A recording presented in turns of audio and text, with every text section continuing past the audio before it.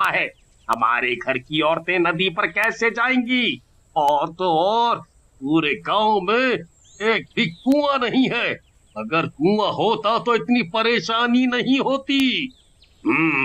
ये तो बहुत बड़ी समस्या है। मैं सोच रहा था कि किसी तांत्रिक बाबा को बुलाया जाए गांव में, वो ही कुछ कर सकते हैं अब। सभी गांव वाले सरपंच की बात मान लेते हैं और सरपंच जी एक तांत्रिक बाबा को बुलाकर सारी बात बताते हैं। अच्छा, इसलिए तुमने मुझे यहाँ बुलाया। तुम चिंता मत करो, हम सब ठीक कर देंगे।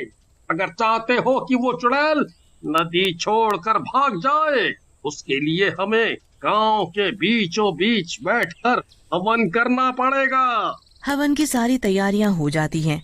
तांत्रिक बाबा हवन करने के लिए बैठ जाते हैं और सारे गांव वाले आसपास खड़े होकर देखते हैं। तांत्रिक बाबा मंत्र पढ़ते हैं और अपनी पोटली से भभूत निकालकर पूरे गांव में छिड़क देते हैं। सरपंच जी, वो चुड़ैल अब इस गांव में कभी नहीं आएगी। बाबा, गांव में चुड़ैल नहीं आएगी, पर नदी का क्या?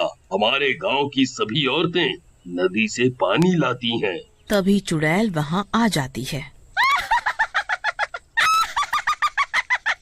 तुम लोग मेरा कुछ नहीं बिगाड़ सकते, मैं बहुत ताकतवर हूँ।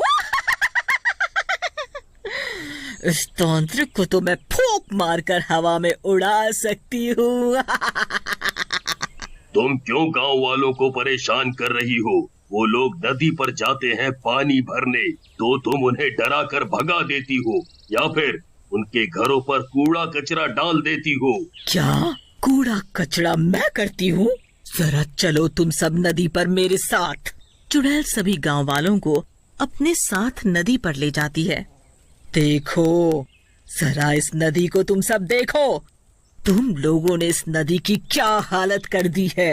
मैं तो आराम से नदी के अंदर सो रही थी, पर तुम सभी गांव वालों ने इस नदी में इतना कचरा फैला दिया, जिसकी वजह से नदी का पानी दूषित हो गया और मुझे नदी के अंदर घुटन महसूस होने लगी, जिसकी वजह से मैं नदी के बाहर आ गई और तुम लोगों को यहाँ से भगा दिया। तुमने हमारी औरतों को पानी नहीं भरने दिया, हम लोग कहाँ जाएं अब पानी भरने?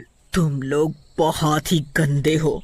अपना घर तो साफ रखते हो और सारी गंदगी नदी पर करते हो, तो कोई नहा रहा है उसमें, और तो और उसी में तुम लोग जानवरों को भी नहला रहे हो। फिर उसी पानी को तुम लोग पीने के लिए ले जाते हो। इतना गंदा पानी तुम सभी कैसे पी सकते हो? इसीलिए